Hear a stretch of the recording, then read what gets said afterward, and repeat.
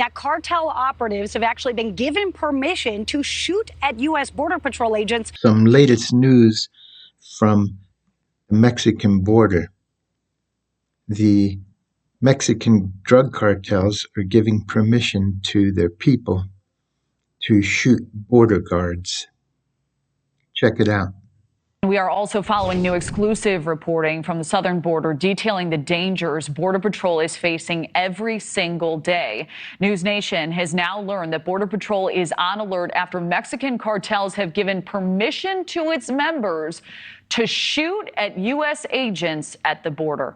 Now, this marks a significant escalation for the ongoing battle with those cartels and their smuggling operations there. Correspondent Allie Bradley is live in Eagle Pass, Texas, with some exclusive details. Allie.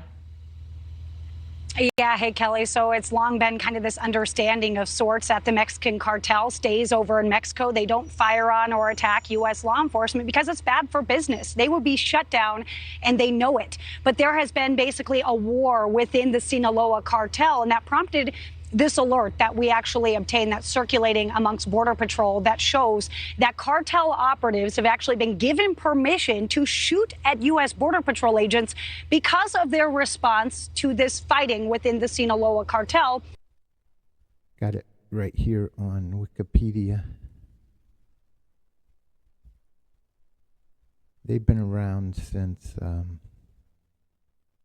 about the 1960s, founded in the late 1960s by this guy Perez in Sinaloa. It split into two factions of the cartel when El Chapo's son El Mayo was arrested. Also, El Chapo had been arrested about 4 years back, and so they've been struggling over who's going to have leadership. Check this out. It's a war in northern Mexico. Two factions of the same criminal group, the Sinaloa Cartel, in open conflict. Both sides have private armies, tooled up gunmen who look just like normal soldiers. Between them, they're tearing up parts of the city of Culiacan. Here they warn people on a bus to turn back. It's better if you get off because there's carnage up ahead, the gunman's saying. It's the worst violence in 15 years in a city known as the cartel's epicenter. The fighting groups are the Chapitos, sons of legendary kingpin El Chapo, and Ismael Zambada, son of another cartel founder, El Mayo, together with his allies. Since it started a week and a half ago, it's left around 50 dead, and scenes like this one across Culiacan and the villages surrounding it. The attacks between the two fighting factions are taking place mostly at night, and so every morning right now the city is waking up to scenes like this one, bodies dumped in the street. Fear is in the air. Most schools are shut and business hours reduced. These musicians earned a living from playing in restaurants, bars, private events, but now Culiacan's famous nightlife is on hold. They're busking in the street. We're here to get money for food because it's really tough. There's no work. Almost all of the gigs have been cancelled. Nothing. Not even a morsel.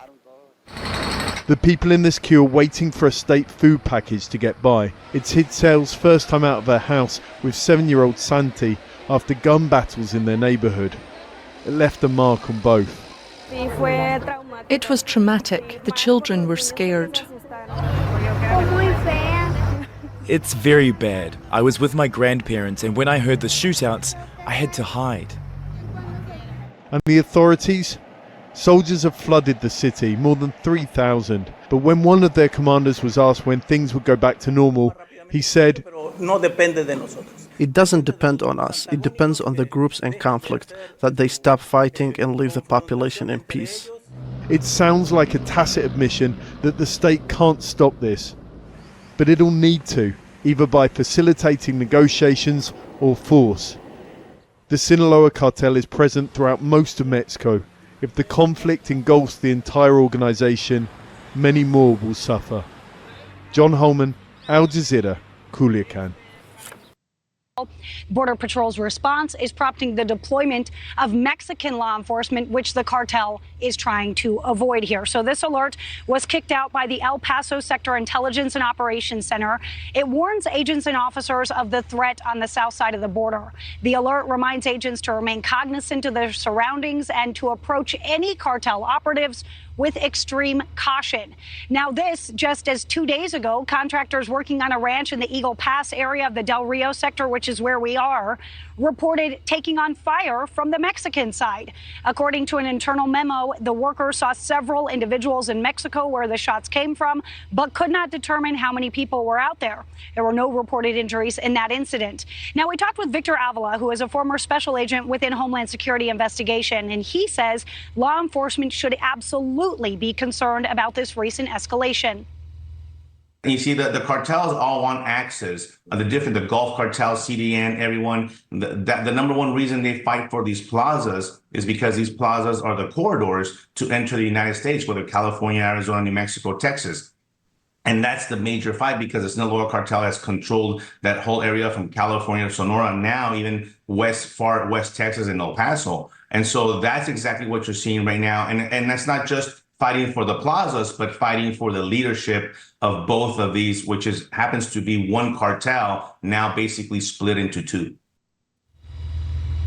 Those corridors, those pathways are very lucrative, Kelly. It's a $13 billion a year business that they're fighting to maintain by pushing people and drugs through those holes. Now, I have reached out to both Customs and Border Protection and Governor Abbott, because those contract workers were likely building wall and fencing there on behalf of the state of Texas. I have not heard back from either of those entities, Kelly. Wow, this is just an incredible update. Allie, you know, we know this infighting between the Sinaloa Cartel has been going on since the capture of El Mayo and one of El Chapo's sons as well. Does that threat appear to be escalating now?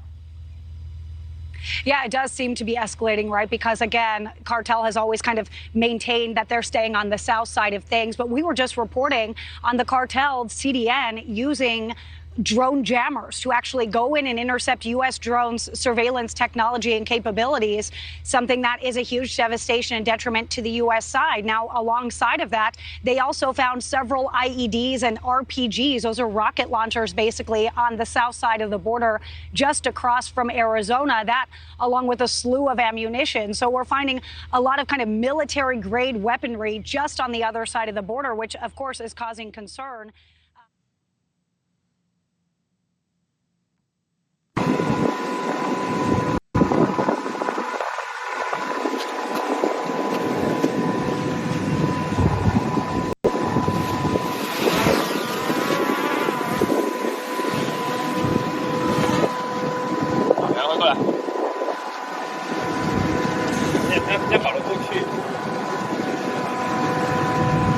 然后我都往前走，还有我打那个飞机的视频。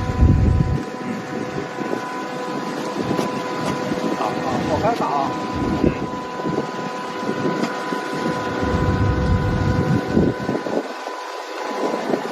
好，遥控，要拍到这个吗？可以。已经动不了了，都。飞机。